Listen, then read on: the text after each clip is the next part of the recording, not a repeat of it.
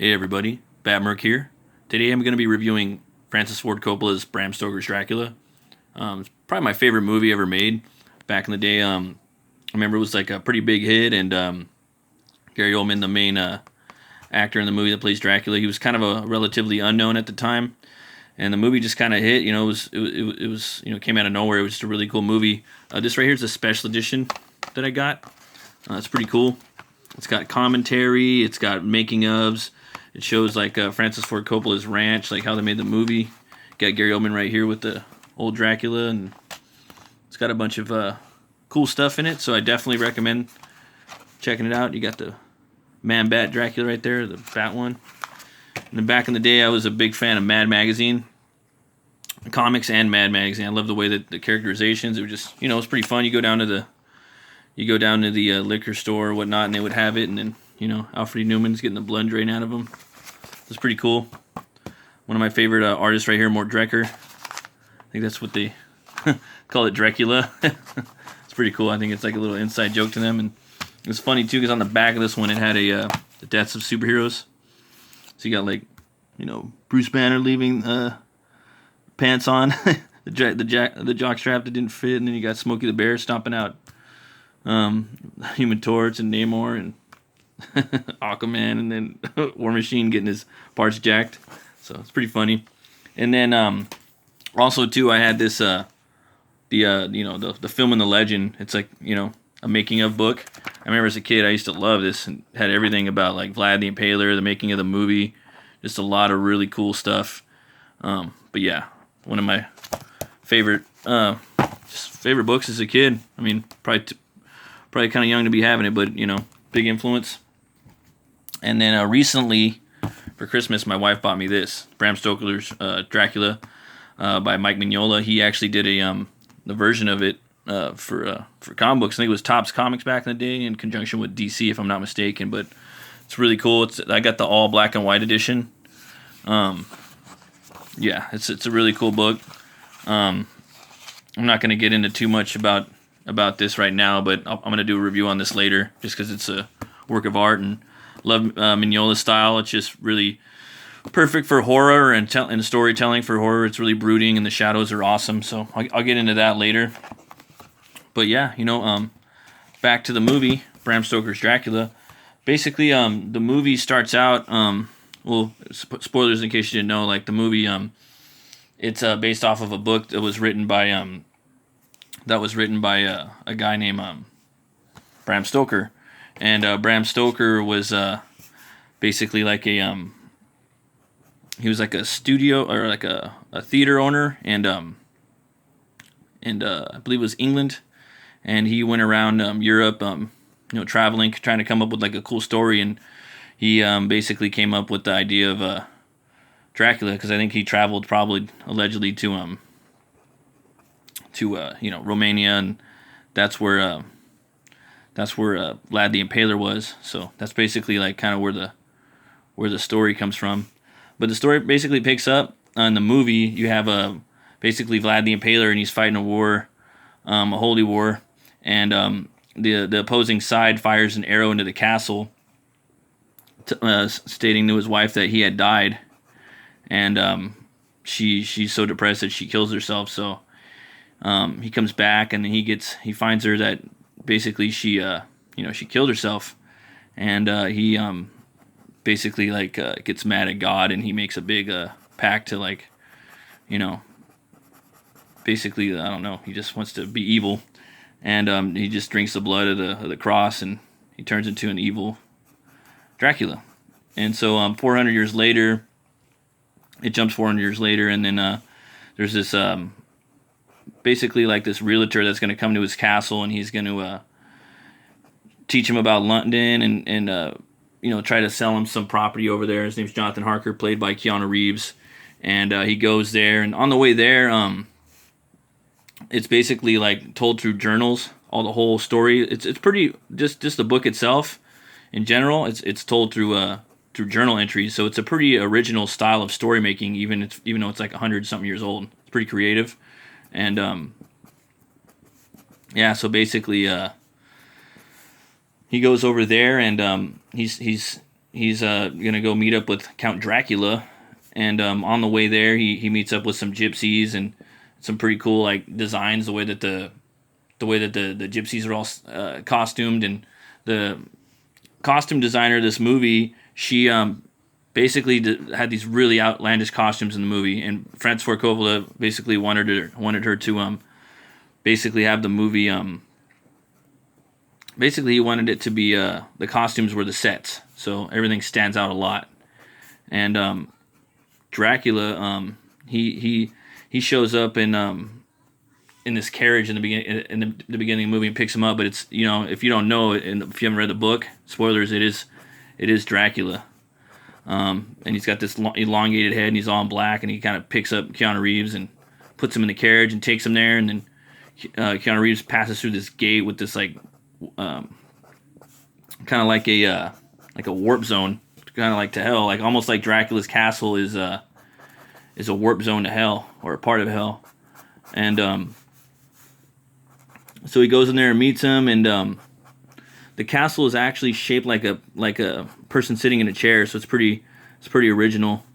And he goes up there and meets him, and you see Dracula, and he's got this like this long hair, and it's tied up where it's like looks like a bra on his head, and he looks kind of crazy, and he's creepy, and he's got this shadow that like kind of has a mind of its own, and it follows him around. And he meets up with him and basically sees a picture of his fiance, and his fiance is played by Winona Ryder. It's Mina, and basically he finds out that the fiance is it's a reincarnation of his ex-wife that killed herself, Elisabetta. So he's going to do whatever he can to basically keep Jonathan Harker at his castle, and then he's going to drain him and go find his beloved. So he keeps him there, and he drains him, and Dracula has these three brides that are always trying to like drain the blood out of him and stuff, and it's pretty crazy. It's a pretty crazy scene, just the castle itself, and the whole movie, the way it's filmed, they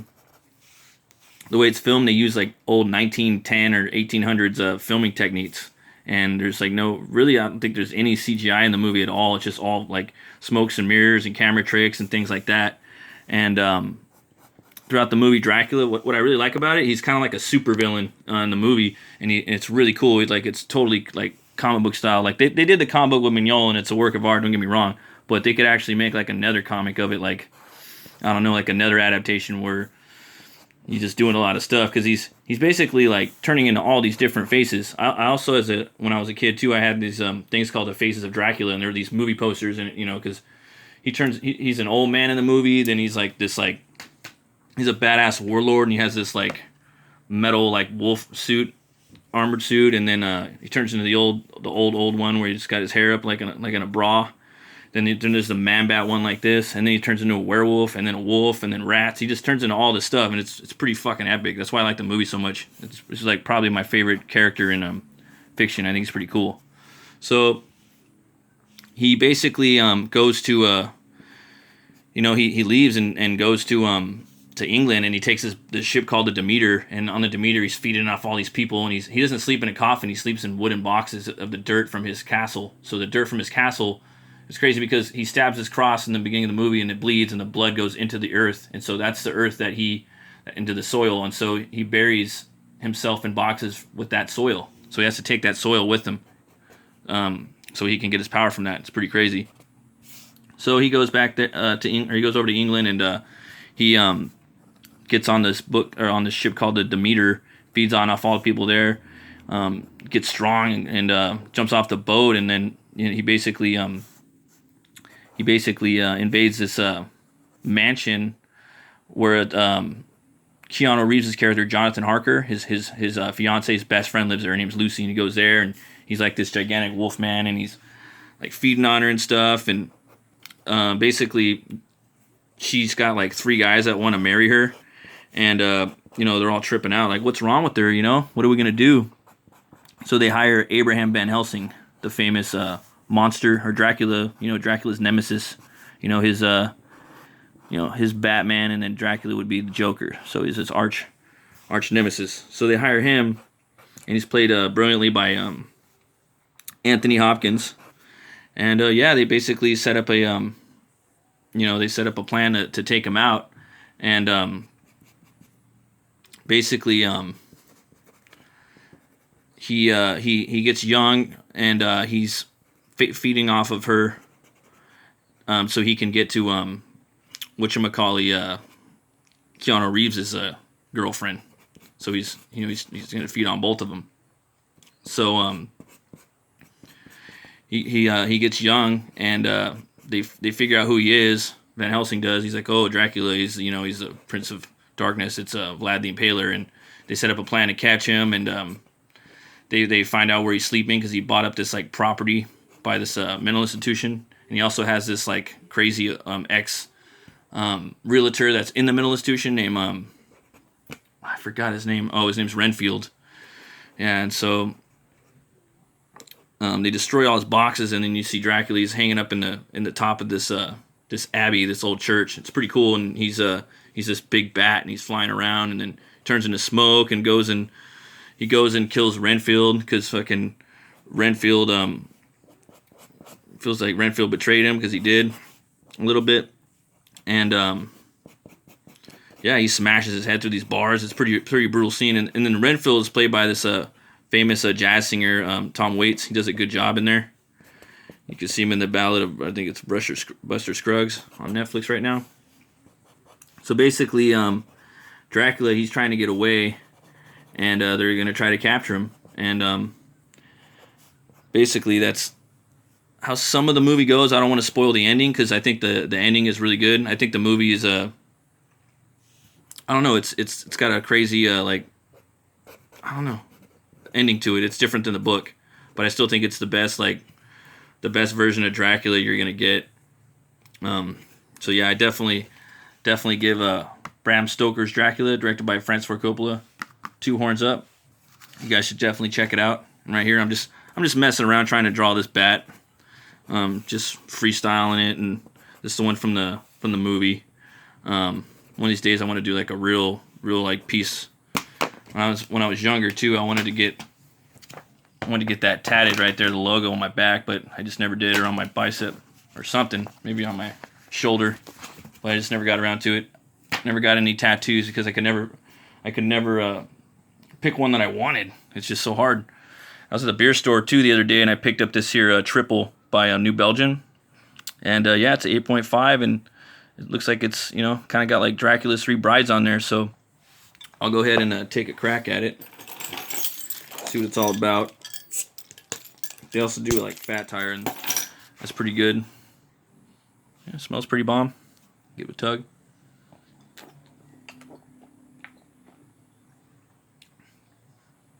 It's pretty good, actually. Product of Fort Collins, Colorado. Yeah, it's really smooth too for how heavy it is. So definitely give TRIPPLE by New Belgium. Check it out right now. It's a seasonal. 2 horns up. And yeah, folks, if you like Dracula, you might like this comic book I'm putting out later this summer after things hopefully get better, and which they will. It's called Butch Cleaver. It's a supernatural horror western about a butcher who's killed and he's brought back to life by a voodoo hex, kind of similar to the Dracula. And he's got the power to control bone, and he like makes bone weaponry, and he weaponizes bone, and it takes place in this fictional city called Oubliette, and there's a lot of different bad guys and gangs and different types of people trying to get him, and he was murdered, and he's trying to figure out his who murdered him. So it's kind of a conspiracy, murder, revenge, redemption tale. And so this is a Comicsgate book, and basically what Comicsgate is, it's a network of fans and creators that basically only care about making comics that are for the customers and giving them 100% great customer service. And there's not really too much extreme politics in it, not too much extreme religious views. So that's what this book is. Things dying out right here. And if you want, you could come on by and check out my campaign. I'll have a link in the description. So that's it right there. There's some more promo stuff I got going for it. There's this bull. And yeah, there's that. And also there's another book out right now called Flying Fortress. It's got 3 days left. I just backed it last night. It looks so cool. And it's a genre bender. It's basically, let me show you. Our loss, your gain. Get it on your first, or get it on your last chance to own a copy of the first print run of Flying Fortress Remastered. Due to printing and shipping errors, we had a handful of books that we held back because of small problems such as damaged corners or dented spines, mostly minor cosmetics. Get your copy of Flying Fortress Remastered for only 28% off its original campaign pricing. There's a limited number of the books available, so when they're gone for good. So I got in there and I got one. And like me, like with comics, I beat the shit out of them, man. I read them, and you know what I mean. I have fun with them for the most part. And I like graphic novels too, because you can really go to town on them, and you don't have to worry. I mean, I don't treat them like toilet paper, but I guess I do now, but that's I treat them good. But I try not to worry about them too much. I do keep some things in plastic and board, but this is a 228-page epic, and I got this $25 tier, and it came with this badass Andrew Huerta card, and basically yeah, looks really awesome. Basically, it's like they find these soldiers in World War II, I believe, they find a I think like a portal to the medieval times, and they have to end up fighting like Nazis in medieval times, and so you got like World War II mixed with like medieval time themes, and maybe like a little bit of Robin Hood thrown in, and just a lot of cool stuff. And it just sounds like a really awesome book, so I think you guys should definitely come over and check this out. I don't think there's much time left. It's only it's only 3 days, folks. So yeah, stop on by.